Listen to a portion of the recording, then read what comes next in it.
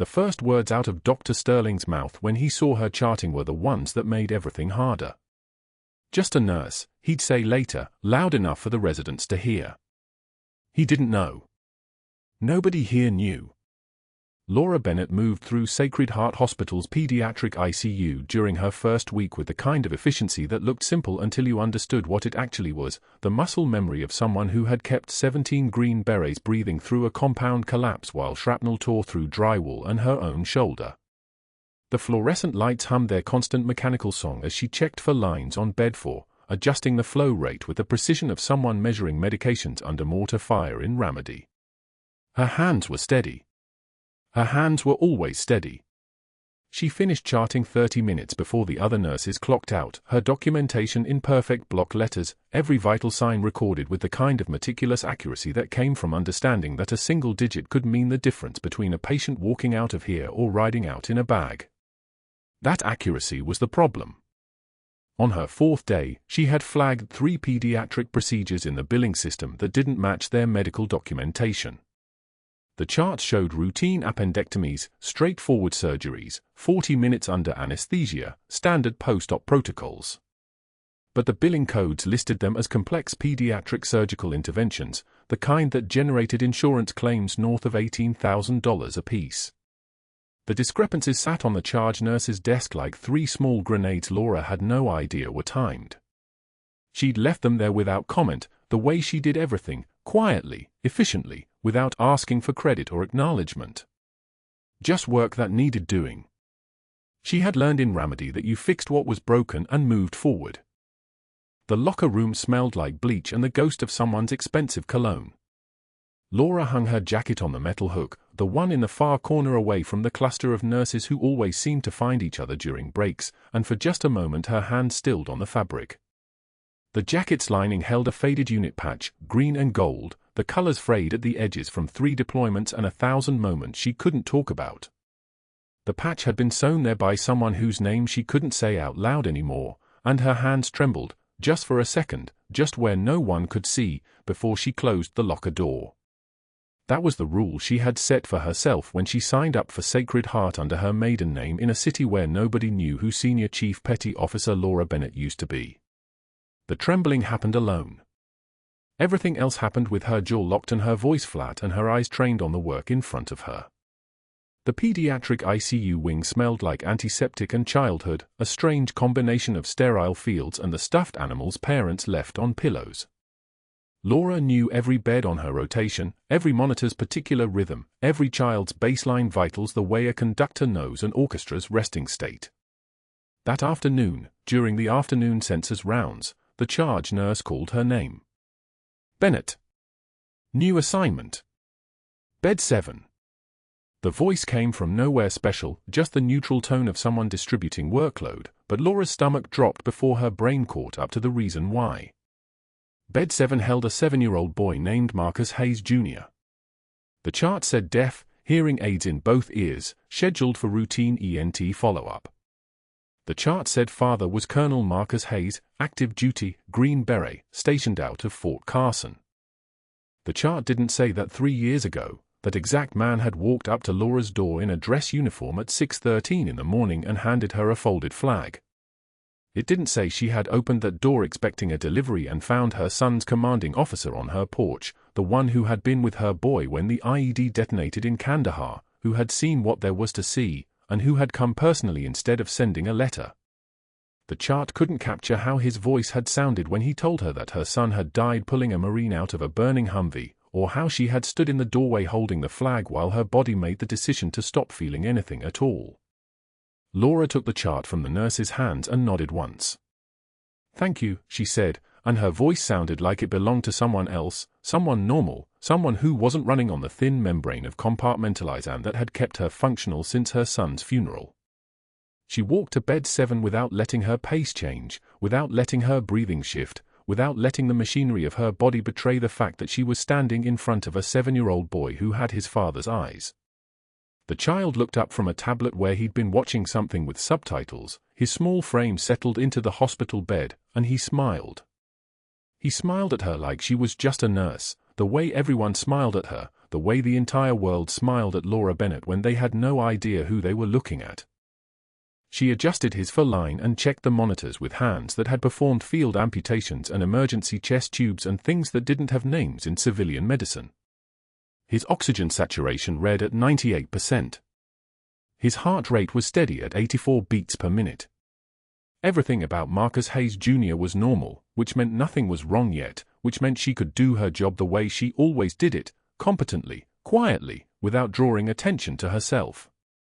She smiled back at him, and the mask fit perfectly. It always did. That evening, when the day shift staggered out and the night crew was still gathering their assignments, Dr. Sterling came to the pediatric floor. His white coat hung on him like something expensive, which it probably was, and his smile was the kind that didn't reach his eyes. He picked up the 3 flagged billing reports from the nurse's station, the ones Laura had left there 4 days ago, and read through them with the focused intensity of someone who understood exactly what he was looking at. Then his eyes moved across the ICU, past the monitors and the 4 stands and the sleeping children, until they found her. Laura was charting on Marcus's admission vitals at the computer terminal, her posture correct, her fingers moving across the keyboard with mechanical precision, and she felt the weight of his attention the way you feel a sniper's scope before you hear the shot. He didn't approach her. That would have been too obvious. Instead, he stood at the nurse's station for another minute, reading the reports again, his expression shifting into something colder. Then he folded the papers once and slid them into his coat pocket. He turned and left the floor without speaking to anyone. Laura's hands continued typing. Her breathing remained even. Her heart rate, if anyone had been monitoring it, would have registered at a military baseline, the kind of calm that came from having already survived worse things than one doctor's suspicion. She had flagged those billing irregularities because it was the right thing to do, the same way she had always done the right thing, which meant she was ready for whatever came next. She just didn't know it would come for the child in bed 7. The cafeteria at Sacred Heart filled with the smell of institutional gravy and something else, something bitter that Laura recognized as fear. Not hers. Never hers. But it hung in the air like steam from the warming trays, thick enough to taste. Dr. Sterling moved through the lunch crowd with the casual authority of a man who had never been told no, his white coat cutting through the chatter like a knife through silk. He found her at a corner table, alone, the way she preferred it. A salad. Water. The kind of lunch that didn't require conversation. Sterling approached from her blind side, which meant it was deliberate. His shoes clicked against the tile floor, expensive Italian leather, the kind that cost more than a week of Laura's salary. He was already smiling before he spoke, the smile of someone who had rehearsed this moment in his head and found it amusing. The entire cafeteria was watching now. 50 nurses, residents, orderlies. All of them suddenly aware that something was about to happen. Bennett. Not a greeting. A summons. This chart is a mess. Your handwriting is illegible. Laura set down her fork. She didn't look up. Her hands remained steady on the table, the kind of steady that came from having held 4s while taking fire, from keeping pressure on wounds while rounds came through concrete walls. One measured breath. That was all she allowed herself. Sterling didn't wait for a response. He was already moving, already raising her tray with one hand, her water, her salad, the plastic fork that had cost maybe 3 cents to manufacture. He held it there for a moment, letting the silence stretch, letting the cafeteria understand what was about to happen. Then he knocked it to the floor.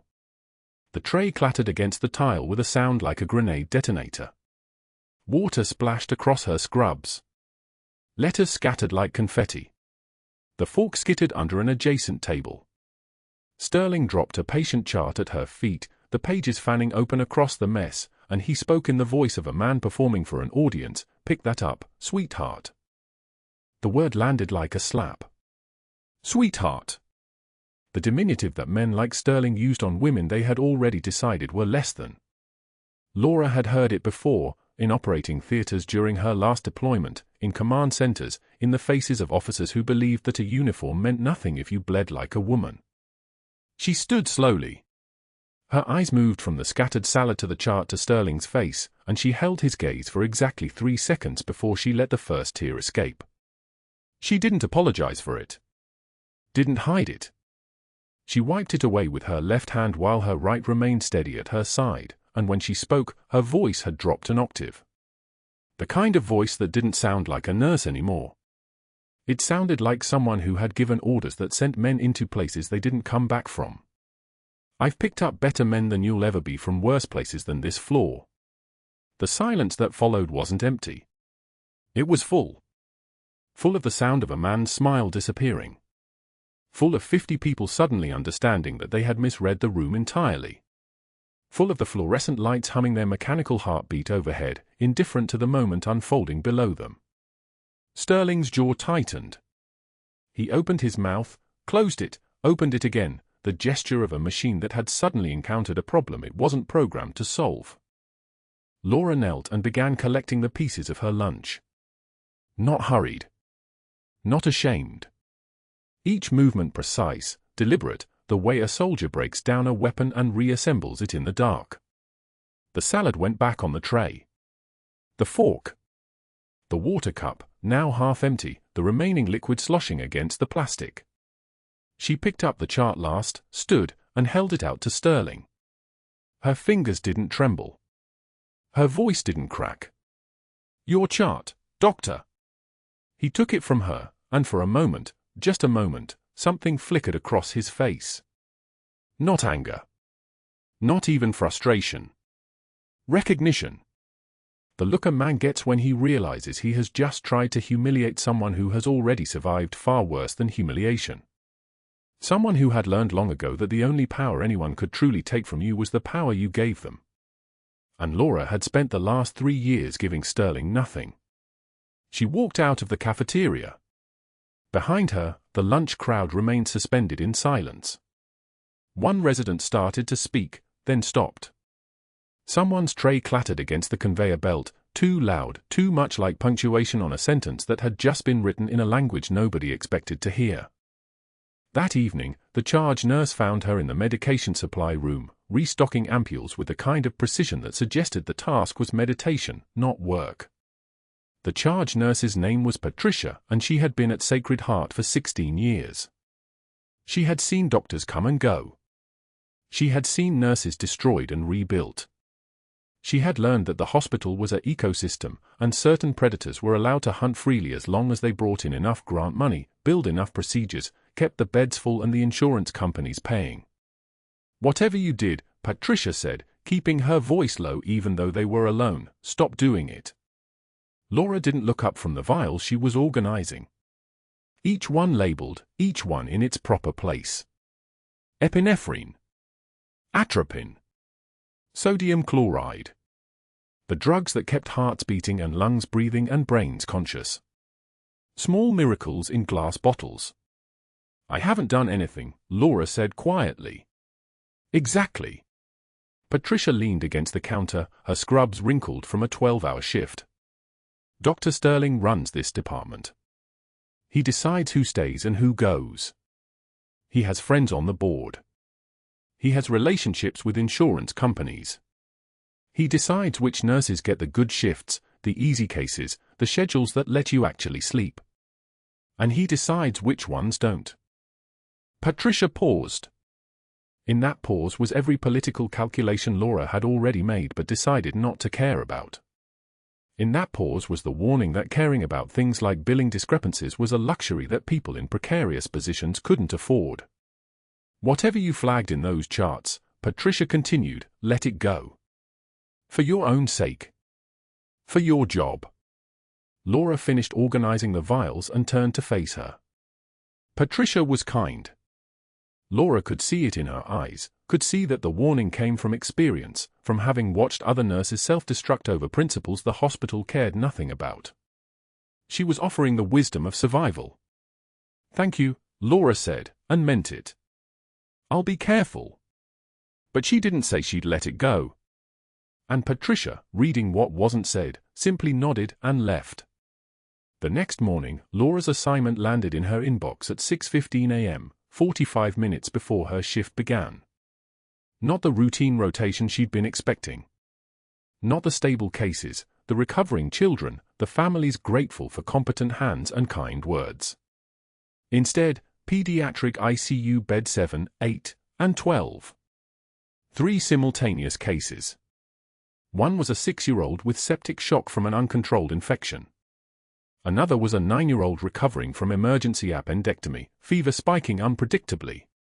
The third was marked routine checkup, but Laura had learned that Sterling's version of routine and everyone else's existed in different universes.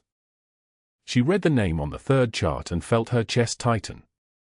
Hayes, Marcus Jr., age 7. Pediatric patient. Deaf since birth. History of mild asthma. Scheduled physical exam at 9 a.m. Father deployed, mother will attend. The same boy. Colonel Marcus Hayes' son. The child she had been dreading and hoping to encounter simultaneously, the way soldiers dread and hope for orders that will change everything. Laura had been trained to compartmentalize, to lock emotional reactions in boxes and file them away until there was time to process them. But there was never time. There never had been.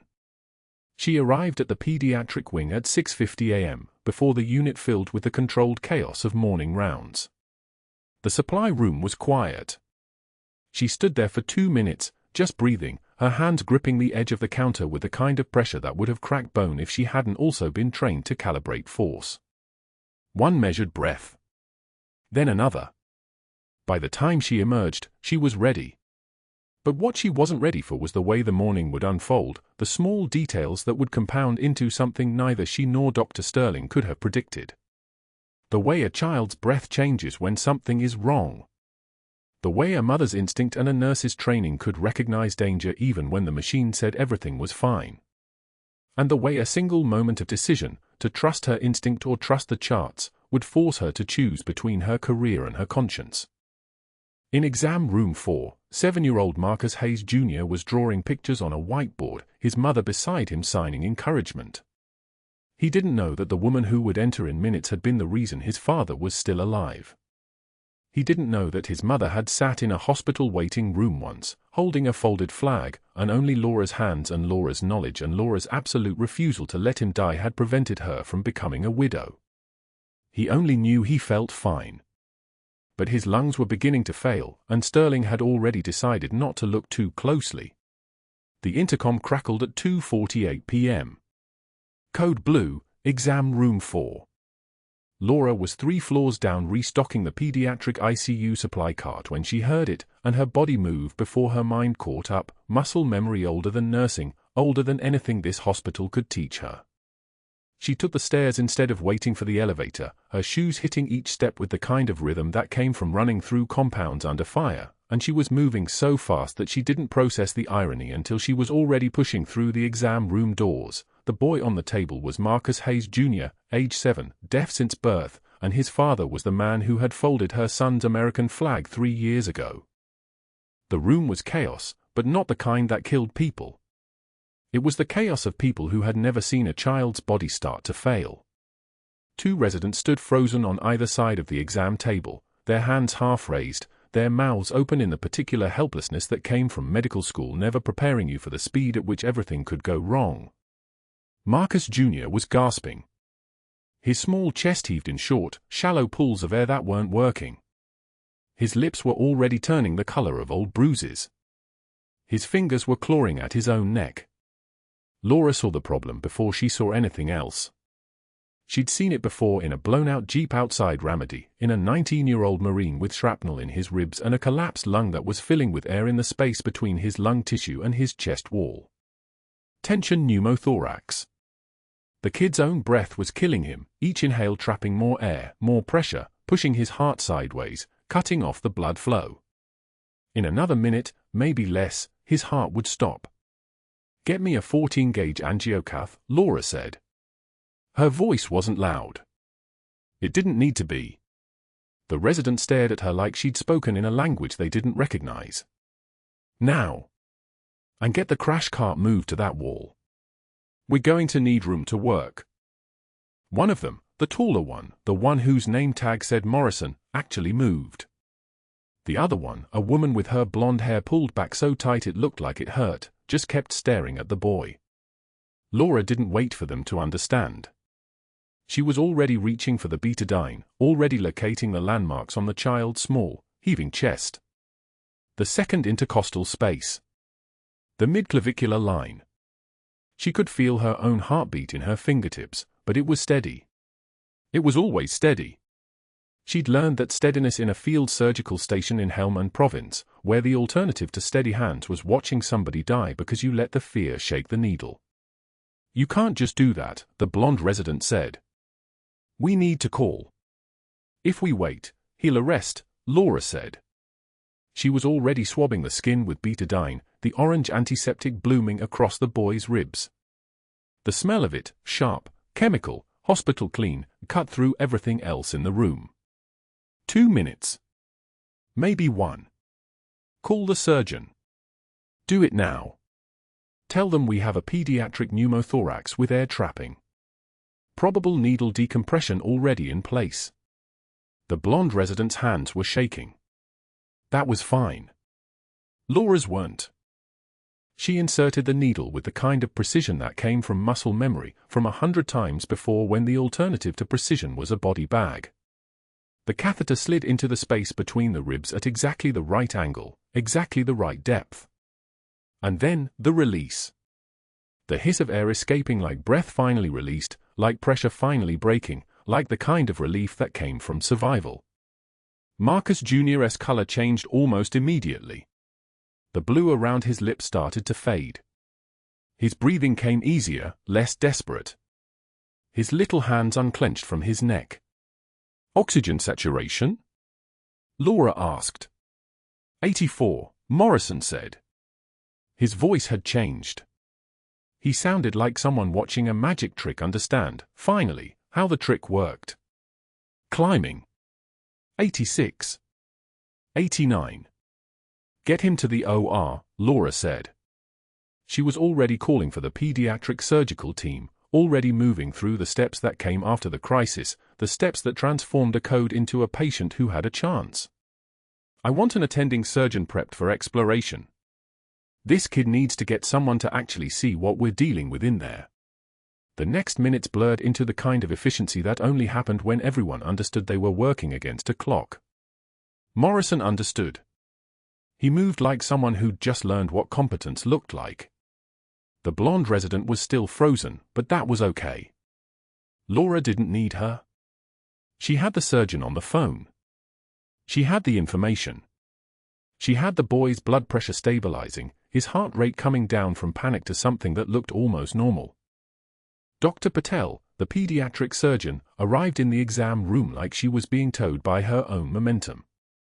She was small, dark-haired, with the kind of presence that made the air pressure change, the presence of someone who'd spent 15 years being the smartest person in every room and had stopped apologizing for it.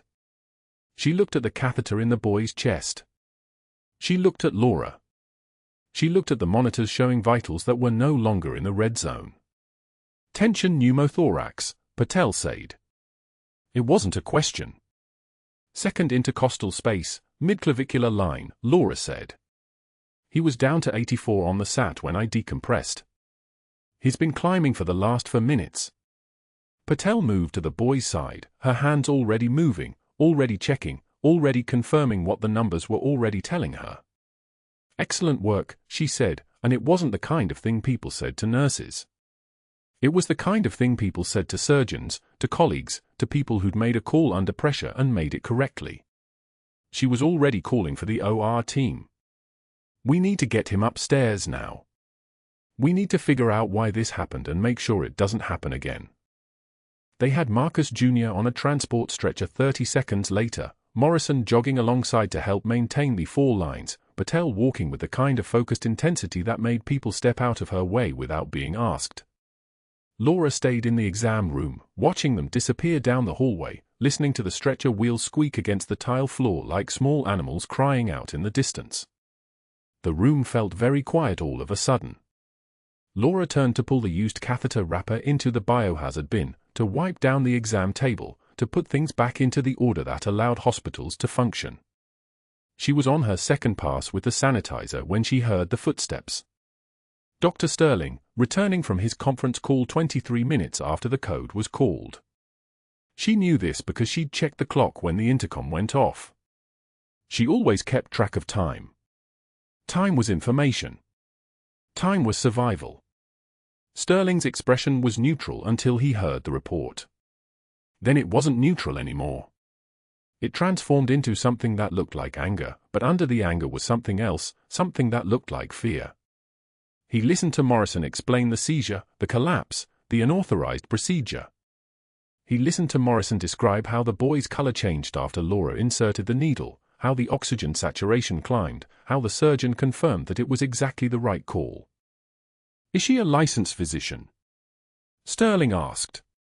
"No," Morrison said. "She's a nurse." But she knew exactly. A nurse performed a surgical procedure without attending supervision, Sterling said. He was looking at Laura now, and his eyes had the quality of someone doing mathematics that he didn't like the answers to. "Where is she?" Laura was already moving toward him, already stepping out of the exam room. She'd expected this. She'd known this was coming the moment her hand started moving without asking permission, the moment she'd made a call that belonged to someone with an MD after their name. She'd learned a long time ago that saving a life and staying employed were not always the same thing. Sterling's office was on the 3rd floor. Laura sat in the chair across from his desk while he closed the door, while he pulled up something on his computer, while he built whatever narrative he was going to use to justify what was about to happen next. Outside his window, Denver sprawled across the plains like a city that had never heard of consequences, like a place where people could make a choice and walk away from it. "You performed an invasive procedure without authorization," Sterling said. He wasn't yelling. That was worse. Yelling would have been simple. Yelling would have been anger. This was strategy. That's grounds for immediate termination. Beyond that, it's a liability issue. The hospital could be sued. The boy's parents could sue. You could face criminal charges. The boy would have died, Laura said. She kept her voice level. She'd learned that voice in a debriefing room at Naval Amphibious Base Coronado, where admitting fear was the same as admitting weakness, and weakness got people killed. "Maybe," Sterling said. "Or maybe you panicked and created a crisis that didn't actually exist. Either way, you made a decision that wasn't yours to make, and now we have to deal with the consequences." He leaned back in his chair, and something changed in his face. Something that looked like satisfaction. "I made some calls. Your references are sparse, Laura. Your employment history has gaps. Your previous position at," he paused, checking his notes, "your previous position is listed as terminated under unclear circumstances." Laura didn't respond. She'd known this was coming. The moment she'd flagged those billing discrepancies, the moment she'd been competent enough to see what Sterling was stealing, this was inevitable. This was the price. "I'm bringing in an outside investigator," Sterling continued. "To review your credentials. To review your actions today. To assess whether Sacred Heart Hospital wants to continue employing someone with your background." He steepled his fingers. "Until then, you're on administrative leave. Effective immediately. You can clean out your locker and leave the hospital grounds, or you can sit in the break room and wait for security to escort you out. Your choice." Laura stood up. She was very aware of her hands, of the fact that they were not shaking, of the fact that she was moving like someone who'd done this before, who'd been debriefed by superior officers, who'd defended decisions made under pressure, who'd understood that the people who signed the checks didn't always understand the people who saved the lives. "I stand by what I did," she said. "Of course you do," Sterling said. "But standing by it isn't going to help you when the board hears that you performed surgery without authorization, without supervision, and potentially without the proper training to back it up." Laura walked out of his office without another word. The hallway outside was full of nurses changing shifts, residents pulling patients on stretchers, the normal chaos of a hospital that kept moving forward even when one person was being removed from it. No one looked at her as she passed. No one knew. No one except Morrison, and Morrison was probably going to spend the next month being questioned about what he'd seen, what he'd reported, what he knew. The break room was empty when she sat down. The coffee was cold in the pot. Through the window, she could see the afternoon light hitting the glass of the surrounding buildings, making them look like something out of a city that belonged to other people, people who could make a decision to save a life and have it mean something. But that wasn't the worst part. The worst part was that she knew, with the absolute certainty that came from 3 deployments and 473 days of combat operations, that Sterling wasn't finished. That this was just the opening move. That a man like that didn't let someone like her walk away with just an administrative leave. A man like that had a network. A man like that had leverage. A man like that had already started making the calls that would turn her sparse references into a liability, her gaps in employment history into questions about her stability, a decision to save a child into evidence of her instability. She reached for the coffee anyway, took a sip of the cold bitterness, and waited for whatever came next. Dr. Sterling returned to his office at 3:56 p.m. on a Tuesday, 20 minutes after 2 residents had given him an account of what Laura Bennett had done in that examination room. He didn't pace. Pacing was what guilty men did. Instead, he sat at his mahogany desk, picked up his office phone, and began making calls with the precision of a man activating a preposition network.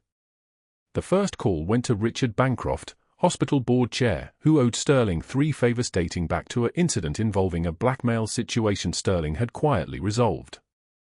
The second call went to Patricia Levine, chief financial officer, whose son's medical school tuition Sterling had quietly approved through a discretionary fund. The third call went to the hospital's legal counsel. By 4:15 p.m., the narrative had shifted. It wasn't that a nurse had performed an emergency procedure and saved a child's life.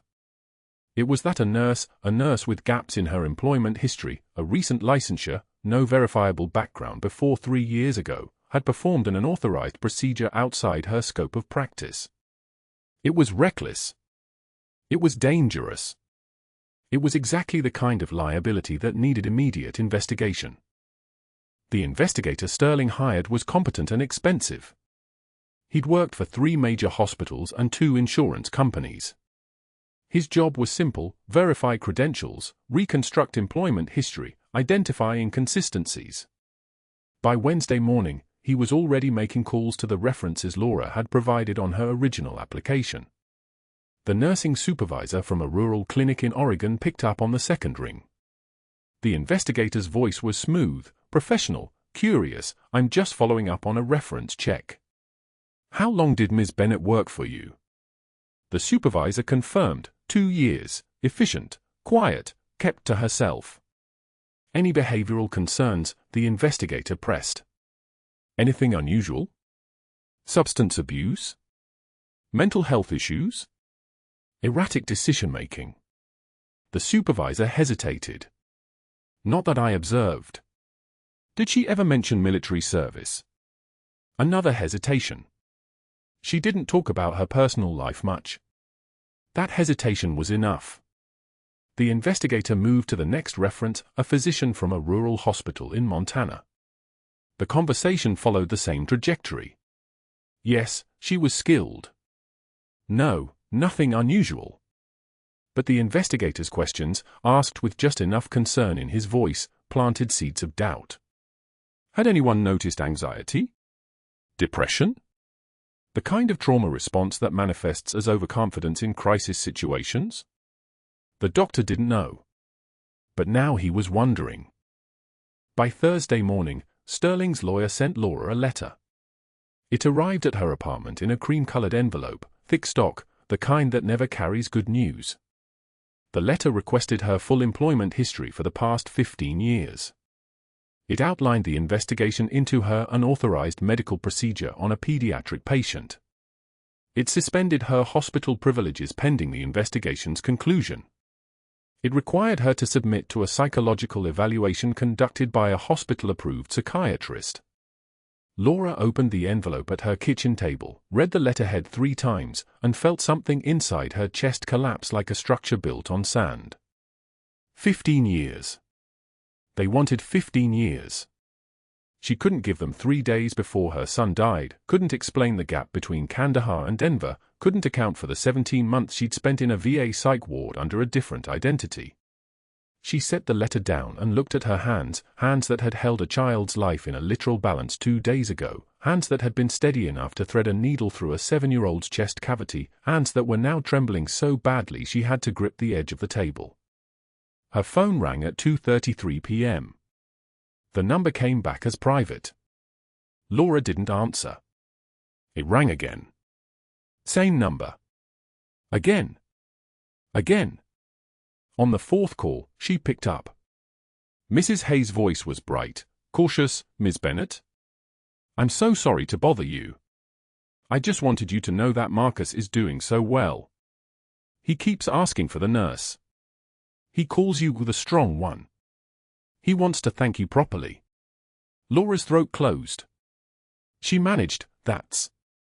I'm glad he's recovering." "We all are," Mrs. Hayes said. "Because of you. My husband wanted to call, but he didn't have your number. He's been trying to reach the hospital."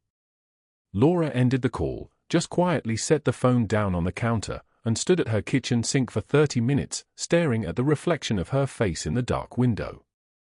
That night, she didn't sleep. Around 3 a.m., she found herself standing in her bedroom closet, pushing past winter coats and boxes, until her hand touched something buried in the back corner. A wooden box. Inside, photographs she hadn't looked at in 3 years. Her son in his marine dress blues. Her son at 12, holding a fish at a lake in Oregon. Her son's face the day he left for Kandahar. The last photograph was of them together, taken at Camp Lejeune, his arm around her shoulders, both of them squinting into bright sunlight, both of them alive in the way you can only be when you believe you're invincible. She replaced the box. Closed the closet. Didn't sleep. The anxiety medication sat in her bathroom cabinet, untouched for 8 months. She'd stopped taking it because it blunted everything, the grief, yes, but also the clarity, the sharpness that had always kept her alive. She couldn't afford to be blunt. She couldn't afford to be anything less than exactly as she was. By Friday, the investigator had sent Sterling a preliminary report. No criminal record. No major discrepancies in her nursing credentials. But significant gaps in employment history. A name change executed 3 years ago through legal proceedings. Military records flagged as sealed and classified, which immediately raised questions. What kind of nurse has sealed military records? The report concluded with a sentence Sterling underlined: the candidate's background suggests either significant personal instability or deliberate obfuscation of her history. Both are serious professional concerns. By Saturday morning, the hospital had placed her on administrative leave pending the investigation's conclusion. The official letter cited patient safety concerns and credentialing irregularities. It was businesslike, efficient, and it effectively ended any argument Laura might have mounted. She couldn't defend herself without revealing the truth. And the truth, that she was a decorated trauma surgeon who'd walked away from naval special warfare because watching her son die and then continuing to save other people's sons was a kind of cruelty she couldn't survive. The truth would either destroy her or confirm everything Sterling had insinuated, that she was unstable, that she had been manipulating patients, that her entire presence at Sacred Heart had been some kind of elaborate deception. On Sunday, she sat at her kitchen table and stared at her reflection in the dark surface of her coffee cup for 2 hours. The silence in her apartment was the kind of silence you could drown in. No machines beeping. No ventilators. No voices calling code blue. Just the sound of her own breathing, which had begun to sound like an accusation. That evening, she drove to the Denver VA hospital. She'd avoided it for 3 years. The place existed in her memory as a building filled with ghosts, men and women she'd commanded, trained, led into fire. Men and women who'd come back broken or not at all. She parked her car in the lot, sat with the engine off, and watched veterans moving through the entrance like slow-motion footage of a war that never ended. The waiting room was packed at 7:15 p.m. Sunday evening, the time when people without insurance or regular doctors came in for care, when the hours stretched long and the fluorescent lights buzzed like insects trapped in plastic. Laura walked to the intake window and took a clipboard. The form was 18 pages. Name. Address. Emergency contact. Medical history. Previous surgeries. Medications. She filled in the first page with information that was almost entirely false. By the bottom of page 2, her hands had begun to shake so severely she dropped the pen. It clattered on the tile floor. A young Marine with a prosthetic left leg, couldn't have been more than 23, handed it back to her and nodded. Not a greeting.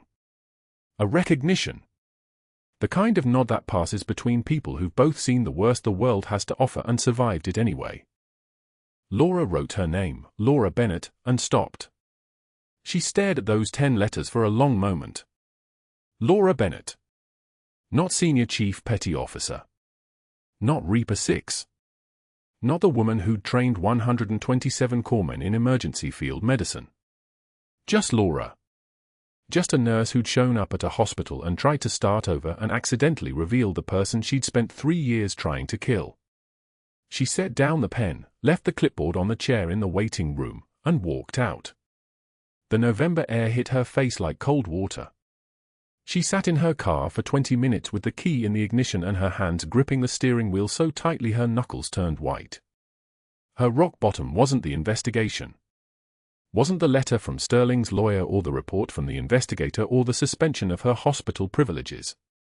It was the realization that she'd built an entire identity out of nothing, and now that identity was collapsing and underneath it there was just a mother who'd buried her son 3 years ago and never learned how to live again. She was alone. Completely, utterly alone. The kind of alone that doesn't have an exit strategy. But that wasn't the worst part. The worst part came the next morning. The doors to Sacred Heart's main lobby burst open at 11:44 a.m., and the sound came first, the low roar of diesel engines, boots on marble tile, the unmistakable crackle of military radio traffic. Dr. Sterling was mid-sentence at the podium, talking about maintaining clinical standards and protecting institutional integrity when the Marine security convoy rolled through like a blade cutting through silk. 6 hums. Personnel in dress uniforms. The journalists spun toward the commotion, cameras swinging away from Sterling's carefully constructed narrative. His face went the color of old gauze. Then the helicopters came. 2 Black Hawks descended toward the helipad on the roof, rotors hammering the air so hard the floor-to-ceiling windows vibrated in their frames. The sound was like thunder learning to march in formation. Every head in the lobby tilted up. Dust devils spiraled across the parking lot. Sterling's hands gripped the podium, knuckles white as bone. A lieutenant colonel stepped through the doors, dress uniform immaculate, and his voice cut through the chaos with the precision of a scalpel. "We're looking for Senior Chief Petty Officer Laura Bennett. By call sign." The room went so quiet you could hear the fluorescent lights buzz and die in sections, as if someone had flipped a switch in the collective nervous system of everyone present. Journalists froze mid-note. Security guards exchanged glances. The hospital administrator's coffee cup stopped halfway to his lips. Then Colonel Marcus Hayes stepped forward from the crowd, his son cradled in his arms like the boy was made of crystal and starlight. Hayes was a man who had learned authority in places where authority meant survival, and it showed in the way he moved, like someone who had walked through fire and came out the other side knowing exactly who he was. His eyes found Laura before anyone else's did. They locked across the lobby with the weight of 3 years of unspoken debt, of a folded flag delivered to a woman's doorstep, of a promise made in Ramadi that had never been forgotten. "That's her," Hayes said, his voice steady as a heartbeat. "That's the senior chief." The hospital administrator stood up so fast his chair rolled backward and hit the wall with a crack like a gunshot. He moved toward the back office, moving fast but not running, the kind of speed you use when you suddenly understand you're standing in deep water and the tide is coming in. A woman in a gray suit, federal agent, badge visible on her hip, intercepted him at the corridor entrance. She didn't raise her voice. She didn't need to. The lieutenant colonel gestured, and 2 other officers flanked the podium. One of them held a file folder, sealed with red tape, stamped with classification markings that made the journalists lean in with the hunger of predators catching scent of blood in water. Dr. Sterling, the lieutenant colonel said, and it wasn't a request. It was a command delivered in a voice that had made thousands of men move without thinking. Step back from that podium. Sterling didn't move. His mouth opened and closed like a fish removed from water, gasping for oxygen that wasn't there. His phone buzzed in his pocket, then again, then again. The board members he'd called that morning, the ones who owed him favors, were already retreating. By lunch, none of them would take his calls. The hospital administrator returned with an armload of records, the kind that didn't usually see daylight outside of sealed vaults and classified briefing rooms. He set them on a table that had been hastily cleared, his hands shaking so badly one of the folders nearly slipped from his grip. His voice came out thin and papery. These are her personnel files. From the Department of Defense. He opened the first folder.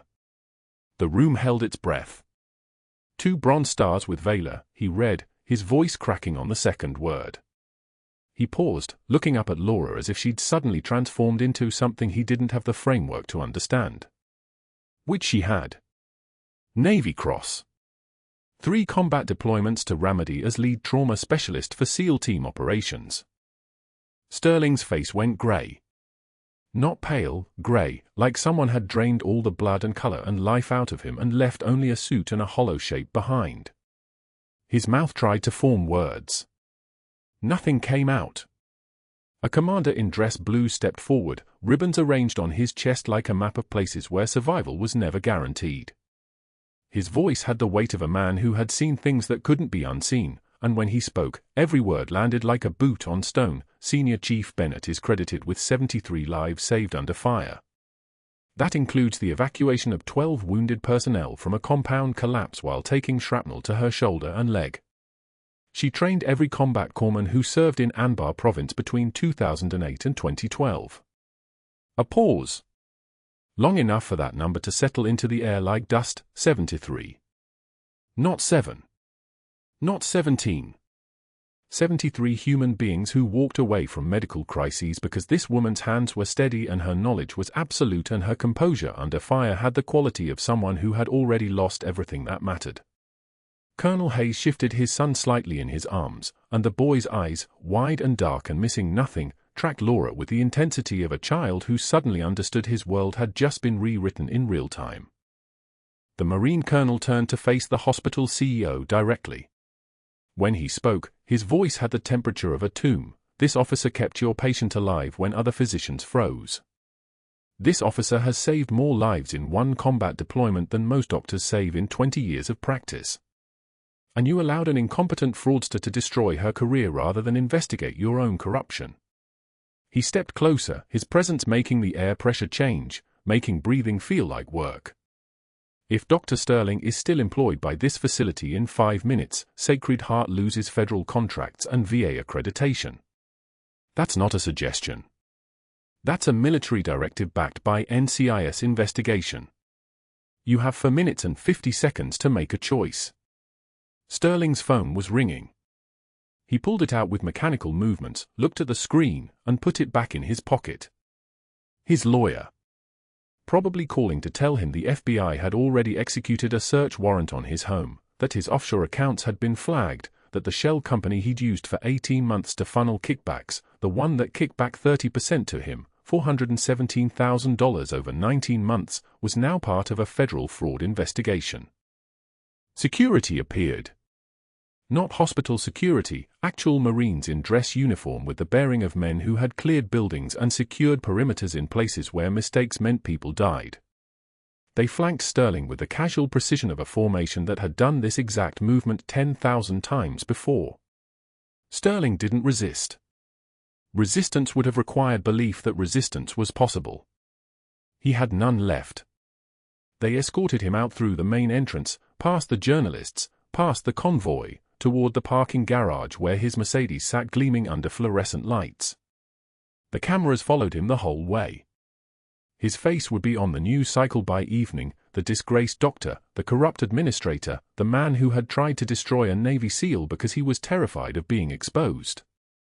By evening, his board seats were revoked. By the next morning, his medical license was under suspension. By week's end, federal charges were filed: wire fraud, money laundering, conspiracy to commit healthcare fraud. His wife had already left, taking their daughter to her mother's house in Portland, leaving him a note on the kitchen table that said only, "I can't." The investigation unraveled everything. The 3 billing irregularities Laura had flagged were just the surface, the part of the iceberg that broke the water. Federal auditors dug deeper and found 18 months of falsified procedures, phantom surgeries billed to insurance companies, kickback payments routed through 3 different shell companies to Sterling's accounts in the Caymans. The board members who had helped him cover it up started cooperating with federal prosecutors within 48 hours, trading testimony for immunity. Sterling's defense attorney, a competent woman who had seen this pattern before and knew how it ended, told him with the gentleness of someone delivering terminal diagnosis, "You're looking at federal prison time. Minimum 8 years. Likely 12 to 15. Sterling sat alone in his home office a week later, his hospital privileges permanently revoked, his professional reputation not just damaged but obliterated. He pulled up Laura's file on his laptop, the classified sections now made public by the federal investigation. Senior Chief Petty Officer Laura Bennett. Navy Cross. 73 lives saved. Ramadi. 3 deployments.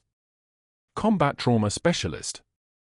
He had tried to destroy a woman who had saved more human lives in a single rotation than he had helped in his entire medical career. The irony of it sat on his chest like a weight that would never lift. His phone rang at 2 p.m. on a Tuesday. It was Aurora Community College, a small voice on the other end offering him a part-time position, CPR instructor, $12 an hour, no benefits, no job security, no retirement plan. It was the only job he could get. Every major hospital had flagged him. Every medical group had closed its doors.